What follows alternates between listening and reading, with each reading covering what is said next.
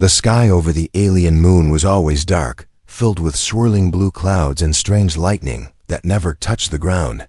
Ethan, a quiet human engineer in his early 30s, walked across the rocky surface in his exosuit, carrying a metal toolbox. He had been sent to this lonely outpost called Delta 7, a half-dead mining station, once used by aliens and now forgotten. There was no one else here, no voices, no laughter, just the endless sound of machines clicking and wind humming through the broken vents, or so he thought. The first time Ethan heard the laughter, he froze. It wasn't coming from his cum-link, and it wasn't human. It was soft, musical, and mischievous, like a child hiding behind curtains. He turned fast, looking around the dusty corridor. "Who's there?" he asked, his voice echoing through the steel halls. No answer, just a quick shadow vanishing around the corner. That night, inside his small control room, he found something odd. His tools were not where he left them. The wrench was floating in midair, spinning slowly. He blinked, and the wrench dropped with a loud clang. "Okay," he muttered, rubbing his eyes. "Either I'm tired or I'm not alone." From that day on, the teasing began. Wires got crossed, panels opened by themselves, food packets vanished, and strange scribbles appeared on his data screen. At first, Ethan was annoyed. This wasn't a haunted house, it was a work zone. But soon he realized nothing was broken beyond repair. The tricks were playful, not harmful, like someone wanted attention but didn't know how to ask for it. Then one evening, he caught a glimpse, a tiny figure darting between supply crates. She was no taller than a human child, with glowing lavender skin, two wide shimmering eyes, and small pointed ears that twitched when she moved. No clothes, just a loose, oversized cloth like a blanket wrapped around her. She looked right at him and smiled, a mischievous grin full of sharp little teeth. Then she disappeared into the shadows, giggling. "Hey, wait!" Ethan called, chasing after her down the hallway. But she was fast, too fast. He followed the echoes of her laughter for 10 minutes. But the moment he turned a corner, silence, gone again. That night, Ethan left a tray of warm food on the floor. Near the heating vent, where he last saw her, he didn't expect anything. Just a hunch. The next morning, the tray was empty, and a single word was scratched into the wall beside it.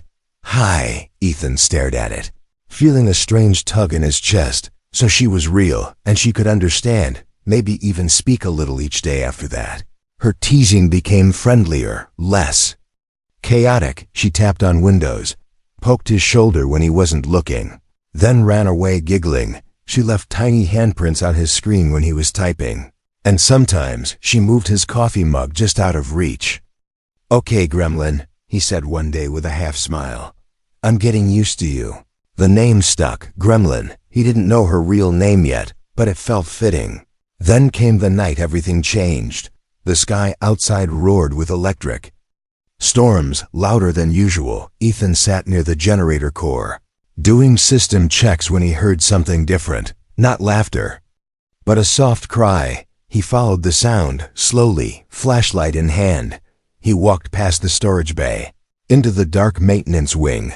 There, near the back wall, curled up like a scared kitten, was Gremlin. Her knees hugged to her chest, her small body trembling. Her glowing eyes were wet, her face buried in her arms. No giggles, no tricks, just quiet sobs echoing in the cold silence. Ethan stepped closer and knelt down beside her, careful not to startle her. "Hey," he said gently. "What happened?" She looked up slowly, eyes wide with fear, but also relief. For the first time she spoke clearly, her voice small and shaky. I'm alone," she whispered. Ethan's heart tightened. He didn't know what story she carried, or why she was left behind.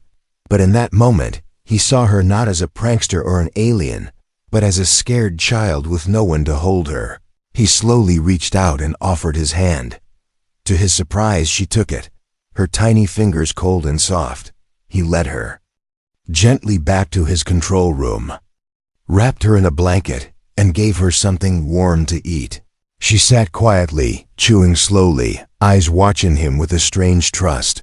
That night, she didn't tease him, didn't giggle, didn't vanish into the vents. She fell asleep in the corner, curled up under the blanket, her breathing soft and peaceful. Ethan watched her for a long time, knowing in his heart, this was just the beginning. Something deep and dangerous was hiding behind her smile, and now, it was his problem too. The control room was quiet. Machines hummed softly in the background, blinking in soft blue lights. But Ethan didn't look at the screens. His eyes were on the tiny alien girl sleeping on the floor, wrapped in one of his old jackets. She looked peaceful now, but he couldn't forget the tears. The way she cried in the dark, hiding like she didn't deserve comfort, like she believed no one would come for her. Ethan sat beside her, drinking lukewarm coffee. He had so many questions, but none of them mattered yet. What mattered was this little girl, creature. Alien, whatever she was, had no one, and for some reason, she trusted him. When she opened her eyes in the morning, she looked scared at first, but when she saw Ethan still sitting nearby, her fear faded a little. He smiled, trying to be gentle. "Good morning, Gremlin," he said softly. She blinked, then gave a tiny smile. Not Gremlin," she whispered, pointing to herself. "My name is Lissa." Ethan repeated it slowly. "Lissa." She nodded, holding the jacket tighter. "Your name?" She asked quietly. "Ethan," he said. "I'm just an engineer. They sent me here to fix machines." Lissa tilted her head like she was trying to understand. "Fix broken things," he explained. Her eyes dropped down to her own arms and legs, and she mumbled, "Can you fix broken people too?" Ethan's heart sank. This wasn't just a child playing tricks anymore. This was someone who had been deeply hurt. "I don't know," he said honestly, "but I can try." She stayed close to him that day, didn't run, didn't vanish into the vents. Instead, she followed him like a quiet shadow, watching as he repaired wiring panels and checked the oxygen filters. She was careful, never in the way, but Ethan noticed she flinched every time a loud sound echoed. Even a dropped tool made her jump. Later, while eating a meal together, Ethan finally asked, "Lissa, where are your parents?" She looked down at her food and didn't answer. After a long silence, she whispered, "Gone. I was with a group. They left me here. Why?" Ethan asked gently. She shrugged, but her eyes were wet again. "They said I was too strange, too small, too human." Ethan leaned forward, confused. "Too human?" He repeated. Lissa nodded. "I learn your language fast. I look a little like you." They were scared. It hit him then. She wasn't just any alien, she was something different, a hybrid maybe, a mix of species, something that wasn't accepted by her people. "They left me behind," she said, "like garbage." Her voice cracked, and she covered her face with her hands, sobbing softly again. Ethan didn't say anything this time. He just reached over and gently pulled her close. She tensed for a moment, but then melted into his arms like she had been waiting her whole life to be held. "I don't want to be alone anymore," she whispered against his chest. "You're not," he said quietly. "Not anymore." That night, Lissa slept on a real bed. Ethan gave her his bunk and slept in the chair nearby. She kept waking up with small gasps. Nightmares maybe. Each time he told her he was there, and she fell back asleep. But while Lissa rested, Ethan checked the security logs, and what he found made his blood run cold. 3 days ago, a scout drone had entered the atmosphere, not human, not from Earth systems. Alien tech, unknown origin, silently scanning the area. The drone had dropped something near the base, a small glowing object, possibly a tracking beacon, and it was still active, blinking softly just outside the northern wall. Ethan stared at it on the screen, heart pounding. Someone's looking for her, he said to himself, and not in a friendly way. The next morning, Ethan didn't tell Lissa right away. Instead, he began reinforcing the outer doors, welding extra plates to the frames. He set up motion sensors and quietly cleaned an old plasma cutter, just in case. Lissa noticed, of course. Danger? she asked, standing at the doorway. Ethan didn't lie. Maybe, he said. But I'll keep you safe. Her big glowing eyes stared at him with something more than trust now. It was hope. That night, she didn't cry. She sat beside Ethan. While he showed her stars through the glass dome, he told her about Earth, oceans, dogs, chocolate, and music. She listened with wide eyes. Your world sounds warm, she said softly. He nodded. It is. And in that moment, Ethan knew something had changed. He wasn't just protecting a stranger. He had taken the first step into something much bigger. Lissa wasn't just an alien girl. She was now his responsibility, and whatever was coming, he would be ready. The moon was never silent anymore. Not since Lissa came. Even though she barely made noise, her presence filled the base with something new. Something alive. Ethan had stopped thinking of her as a guest. She had slowly become part of his routine. And in ways he didn't say aloud, a part of his heart too. But that peaceful rhythm shattered 3 days after her midnight tears. It began with a smell, burned metal. Ethan woke early that morning, something scratching at his nerves. His system scanner didn't show anything unusual. But when he stepped outside with a helmet, he found it. Just past the generator station, half buried in the dirt, was a black sphere no bigger than his fist, smooth, silent, pulsing with a dull red light, a beacon. He didn't touch it, didn't move it. He only stared, heart racing. It hadn't been there yesterday, which meant someone, or something, had placed it during the night. Back inside, Ethan closed every entrance, double-checked the lockdown systems. Then he turned to Lissa, who was curled up on the floor drawing symbols on a tablet. Lissa, he said gently but firmly, has anyone followed you before? Do you remember anyone watching? She looked up at him, her smile fading. Her hands trembled as she set the tablet down. There were drones, she said slowly. Sometimes they came when I hid. They would float and search, then go back. Back to who? Ethan asked. Lissa didn't answer. Her eyes stared out the window, far away, like her mind was in a place she didn't want to return to. They're not here to bring you home, are they? He asked, already knowing the answer. No, she whispered. They want to erase me. Ethan felt a chill run down his spine. Why? She hesitated, then spoke so softly he barely heard. I was made to be a message. A test, maybe. They created me to prove something. But it scared them. Ethan sat down beside her. Scared them how? I can learn, she said, looking into his eyes. I can speak your language. Feel things like you do. I wasn't supposed to. She touched her chest gently. I feel too much. It hit Ethan then.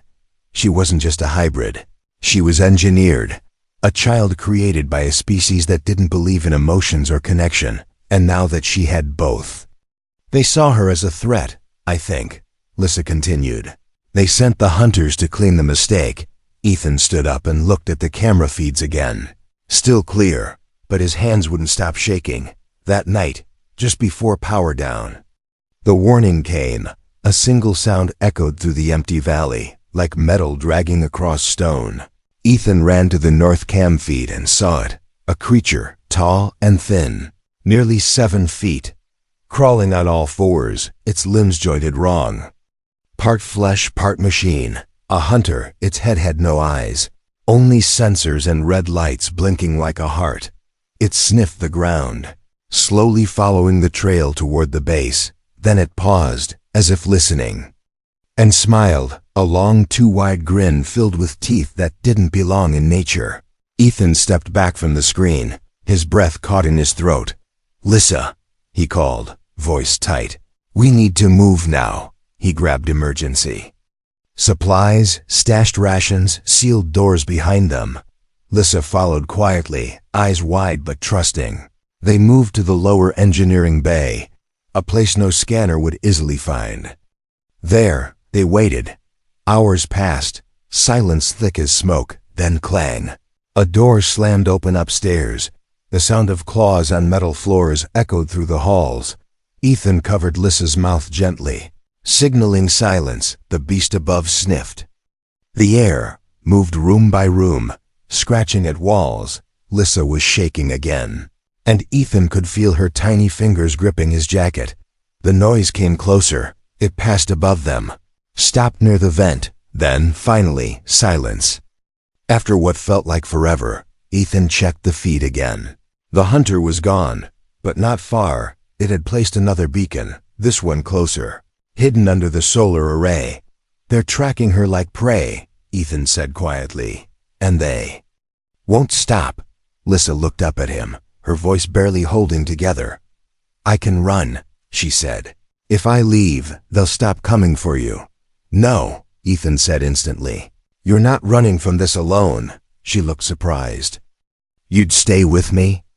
"I'd fight for you," Ethan replied. "I already made my choice." In that moment, something in Lissa changed. She wiped her eyes and stood tall, even if her legs still trembled. "Then I will fight too," she said, voice small but full of fire. The hunter had come close. Next time, it would come harder, stronger. But now Ethan knew the truth. Lissa wasn't a prankster child. She was a target, and together, they had one mission now: survive *night on the alien moon used to be quiet. Now it was a countdown to danger. The first real attack came when Ethan least expected it. But Lissa, she felt it before it began. All day she was uneasy. She kept looking out the window, tapping her fingers against the glass in a strange rhythm. Ethan asked her what was wrong, but she only said, "Something is coming." That evening, the temperature dropped. A strange mist rolled over the mining fields, thick, wet, and glowing faint blue under the floodlights. Ethan had spent the entire day reinforcing the base. He welded steel plates over the main entrance, set up electric traps, motion alarms, and hidden cameras. Lissa helped, handing him tools, learning fast, following instructions like a trained assistant. But her eyes never stopped watching the horizon. By midnight, the silence became heavy, like the whole world was holding its breath. Then the alarm shrieked. Zone 3 breach. A sudden crash shook the building. The far wall dented inward with a loud bang. Ethan rushed to the camera feed and froze. The hunter had returned, but it wasn't alone. Two more creatures stepped from the mist. Their bodies were sharp, with long metal blades for arms and glowing red lights pulsing in their chests. "They brought more," Lissa whispered, standing behind him. "They always come in packs when it's serious." Ethan grabbed the plasma cutter, the one he had, modified with extra fuel cells. He gave Lissa a small EMP device, just in case. "We're not letting them in," he said firmly. The first hunter smashed its arm through the vent shaft, but Ethan had rigged it with a flash grenade. Boom! The creature howled and fell back, sparks flying from its face. The second one tried the east door. Electric charges lit up, frying its outer armor. It screamed, a terrible high-pitched sound, like a dying machine mixed with rage. But they kept coming. Claws tore through walls, pipes burst, and gas hissed into the air. The whole base shook under their attack. Lissa stayed calm, until one of the creatures found her hiding spot.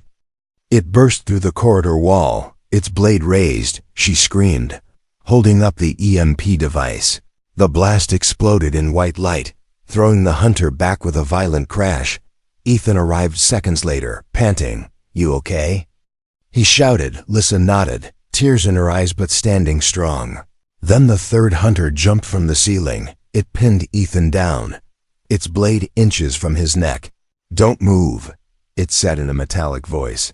"You're protecting a danger to the universe." Ethan growled. "She's a child. She is a mistake," the creature said coldly. "She will bring war between species." Lissa's hands trembled. She didn't want to be a mistake. She didn't want to bring war, but she couldn't let Ethan die. Suddenly, her body lit up with a soft glow. Her eyes shimmered brighter, and the air around her hummed. She let out a short, sharp scream, not of fear, but of power. A wave of energy burst from her, slamming into the creature holding Ethan. It flew back, smashing into the wall, completely disabled. Ethan sat up, shocked. What was that?" Lissa looked at her hands, confused and scared. I don't know, she said. I never did that before. The other two hunters backed away, their sensors flickering. They scanned her again, and for the first time, they hesitated. She has awakened, one said. She is no longer controllable, said the other. Then they both turned and ran, disappearing into the mist without another word. Ethan and Lissa stood in the wrecked corridor, catching their breath. The base was half destroyed, lights flickering, wires sparking, smoke rising from broken walls. But they were alive. Ethan leaned against the wall and looked at Lissa. You saved me, Lissa blinked, her eyes still glowing slightly. You would have saved me too, she whispered. I already did, he smiled. They spent the next hours repairing what they could. Ethan couldn't sleep. He kept thinking about what the hunter said. A danger to the universe, a mistake. But he didn't see a mistake. He saw Lissa, brave, clever, and kind. And now, powerful in ways they didn't yet understand. Later, while patching the broken vent, Lissa asked quietly, Do you believe I'm dangerous? Ethan didn't answer right away. He looked at her, really looked, and then said, Dangerous people don't cry themselves to sleep. Dangerous people don't save lives when they're scared. You're not dangerous, he said. You're just evolving. Lissa smiled softly, a tear slipping down her cheek. And I'm not alone anymore. She added, No, Ethan said. Not now, not ever. Outside the storm passed. The mist cleared. But they both knew this was only the beginning. If Lissa had awakened something inside her, others would come, not just hunters, but governments, armies, scientists. Everyone would want to control her or destroy her, and that meant only one thing. They had to leave. The base smelled like smoke and burnt wires. Sparks still crackled from the ceiling where one of the hunters had ripped through the power conduits. Ethan stood in the middle of the control room, hands on his hips, staring at the damage beside him. Lissa sat quietly, swinging her legs over the edge of the table. She didn't speak, didn't move much either. Her eyes stared blankly at her hands, the same hands that had pushed a 7-foot killing machine into a wall, using nothing but energy from inside her own body. Ethan finally broke the silence. I think we both know this place won't hold another attack. She nodded slowly. They'll be back, she whispered. And next time, there will be more. He turned to her. I need to know everything now, Lissa, he said firmly. No more hiding. She looked at him, nervous at first, but then she nodded. My people are not just scientists, she began. They are rulers, cruel, proud, and obsessed with creating perfection. Ethan listened, his arms folded. They tried mixing species before, she said, but it always failed. Minds broke, bodies rejected the change. Then, they tried with me. You mean, Ethan interrupted, you're part human? She nodded. I was grown, not born, in a lab using alien tissue and human DNA. Ethan blinked in shock. That's why you learned English so fast. He murmured, That's why you act so different. They didn't want me to feel. Lissa continued, but I did. I laughed, I cried, I questioned everything. So they locked me away. Her voice cracked. They said I was broken. They called me a failed experiment. Ethan's jaw tightened. He couldn't believe any species would treat a living child this way. I escaped during a power failure, she said, hid inside a cargo pod and was dropped here by accident. Then, I found you. Ethan sat down beside her. You weren't a mistake, he said. You were a miracle. She looked at him, surprised. No one's ever said that before, she whispered. He smiled gently. Well, I'm not like most people. Silence fell between them again, but it wasn't heavy like before. It was warm, like something between them had changed. Suddenly, Ethan stood up. I need to show you something, he said. Come on. He led her through the maintenance tunnels, down into the lowest level of the station. There, covered in dust and forgotten debris, was an old mining shuttle. It's damaged, Ethan said, wiping off the glass, but not beyond repair. Lissa's eyes lit up. You mean we can leave?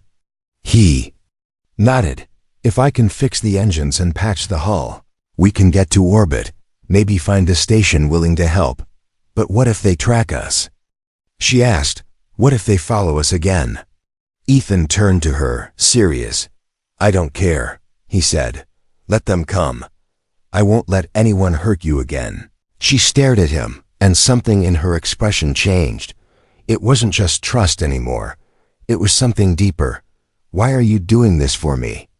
She asked softly. You could have walked away the first day you saw me. Ethan gave a half smile. Maybe because I've always been alone too, he said. I know what it feels like to be forgotten.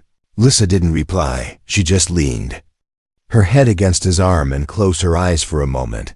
That small gesture said everything words couldn't. Over the next few days, they worked on the shuttle together. Lissa surprised him by remembering engineering terms and guiding him through systems even he didn't fully understand. Her memory was sharp, too sharp. She wasn't just part human. She was enhanced one night. While Ethan was connecting the fuel lines, Lissa sat nearby drawing on an old datapad. Suddenly, she said, If I stay with you, I'll be hunted forever. Ethan stopped working and looked at her.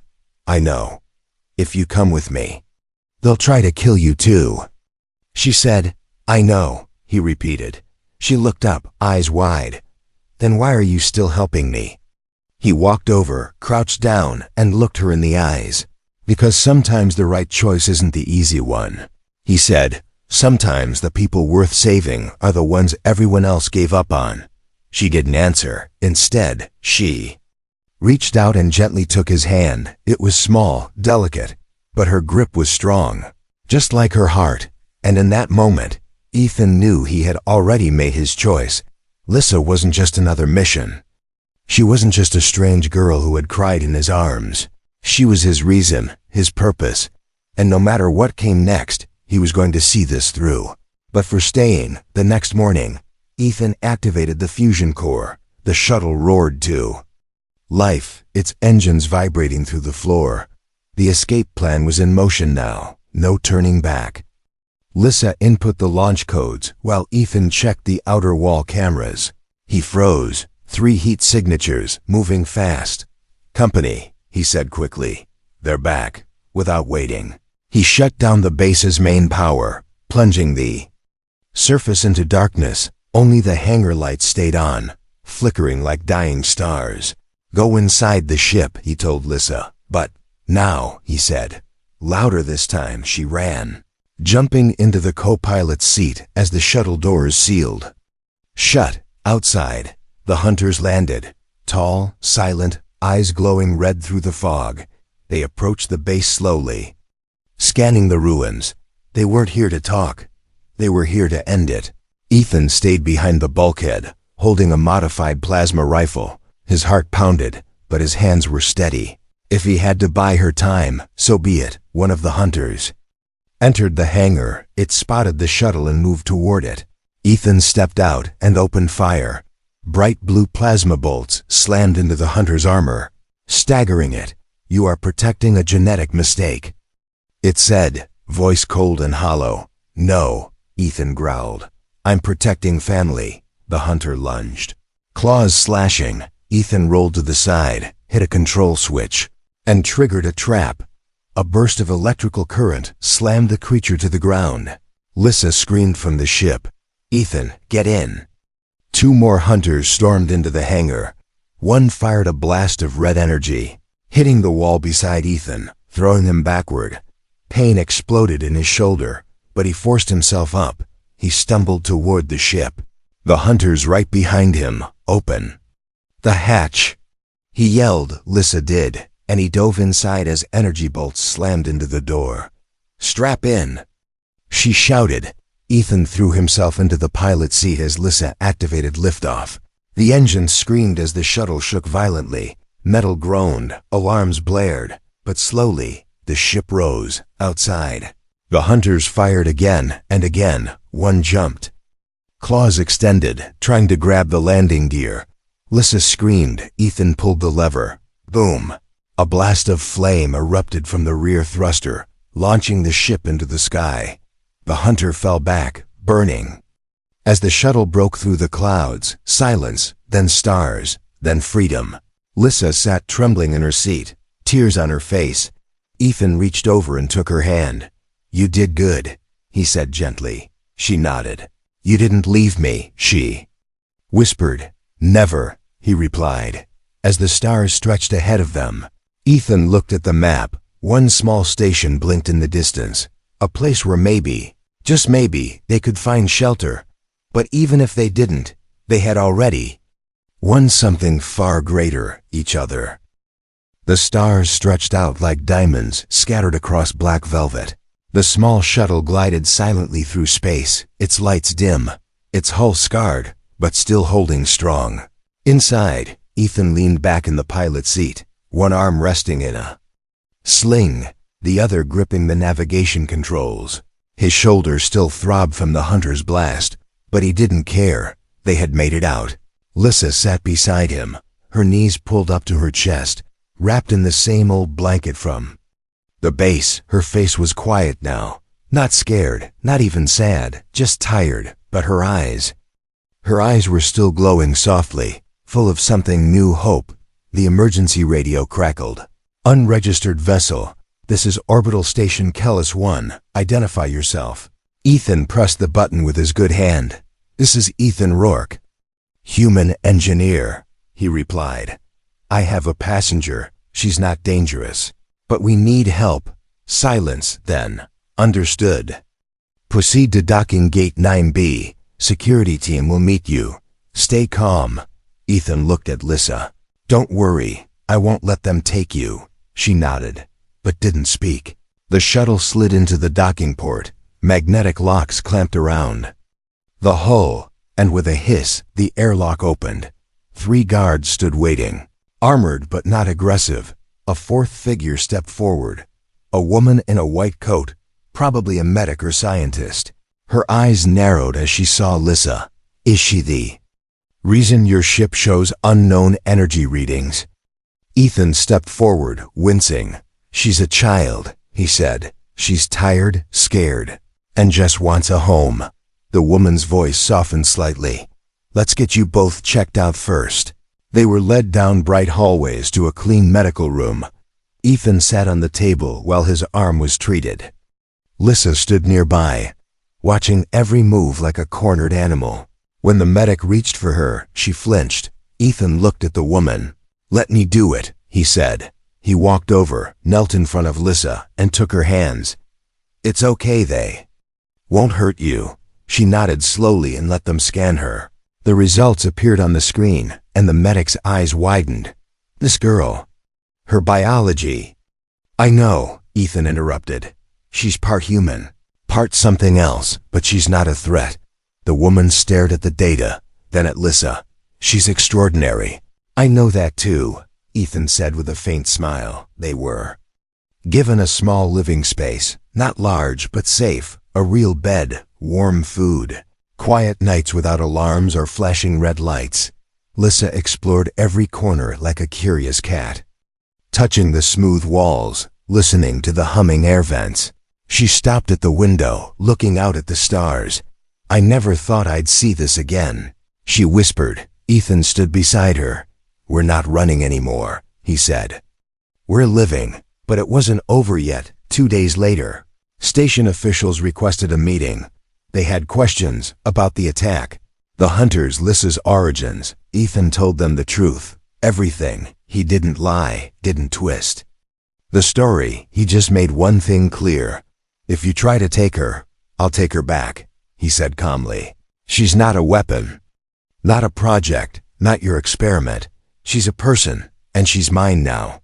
Surprisingly, they didn't argue. The director of the station, a gray-haired woman named Karen, leaned back and sighed. "We've heard rumors about the experiments," she said, "but no one's ever escaped one. Until now." She looked at Ethan. "You've already risked your life for her. Would you consider adopting her legally under Earth protection law?" Ethan blinked. He hadn't expected that. "Me? Her legal guardian?" "Yes," Karen said, "if she's officially under human protection." It'll make it harder for other governments to claim her. Ethan turned to Lissa, who sat beside him holding his hand. She looked up at him with wide eyes. I don't care about laws, she said softly. I just want to stay with you. He smiled, tears pricking his eyes. You're stuck with me, kid. The adoption was approved that same evening. They printed the papers. And Lissa placed her tiny hand over the scanner. Her name was now Lissa Rourke. Officially protected. Officially his. Later that night, back in their room, she climbed onto the bed beside him and rested her head on his chest. I used to think I was a mistake, she whispered. You're not, he said. You're a miracle. Silence settled between them. Peaceful this time, she closed her eyes and smiled. I'm not afraid anymore. Ethan looked out at the stars, one arm around her. You never have to be, he whispered. And for the first time in both their lives, they weren't alone, not broken, not hunted, not forgotten.